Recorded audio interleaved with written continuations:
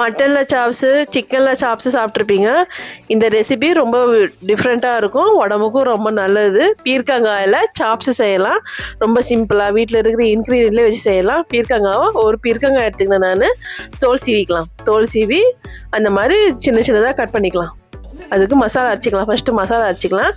4 பச்சை மிளகா, கொஞ்சம் வேர்க்கடலை, தோல் நீக்கின வேர்க்கடலை, தேங்காய், கொத்தமல்லி, கொஞ்சம் எள்ளு, வறுத்த எள்ளு போட்டுக்கிட்டேன், ஒரு பட்டை, ஒரு லவங்கம். வறுத்த எள்ளு இல்லாட்டி வறுக்காத எள்ளும் போட்டுக்கலாம். உப்பு, இஞ்சி பூண்டு பேஸ்ட்டு, கொஞ்சம் உப்பு. அப்புறமே நான் மிளகாய் தூள் சேர்த்துக்கிட்டேன். மிளகாய் தூள் சேர்த்து மஞ்சத்தூள் கொஞ்சம் சேர்த்துக்கலாம். இவ்வளோதான் மசாலா. இதுக்கு நல்லா கலக்கிடலாம்.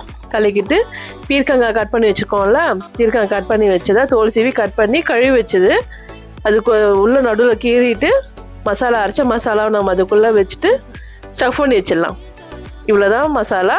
கடாயில் எண்ணெய் ஊற்றி சீரகத்தை போட்டு மிச்சம் இருக்கிற மசாலாவில் நம்ம பச்சை வாசனை போகிற வரைக்கும் நம்ம வதக்கிக்கலாம். பச்சை வாசனை போயிடுச்சு. இப்போ நம்ம பீர்க்கங்காவை சேர்த்துடலாம். பீர்க்கங்காய் சீக்கிரமாக வெந்துடும், தண்ணி ஊற தேவையில்லை. கொஞ்சம் தண்ணி கொஞ்சம் பேஸ்ட்டாக நல்லா கிரேவி ஆகிறதுக்கு கொஞ்சம் அந்த மிக்ஸி ஜாரை கழுவி ஊற்றிக்கிட்டாச்சு. கொஞ்சம் நேரம் வெந்த பிறகு பீர்க்கங்காய் சாப்ஸ் ரெடி ஆகிடுச்சு. வத்தல் கூட சூப்பராக இருக்கும். நீங்களும் ட்ரை பண்ணி செஞ்சு பாருங்கள். தேங்க்யூ ஃபார் வாட்சிங்.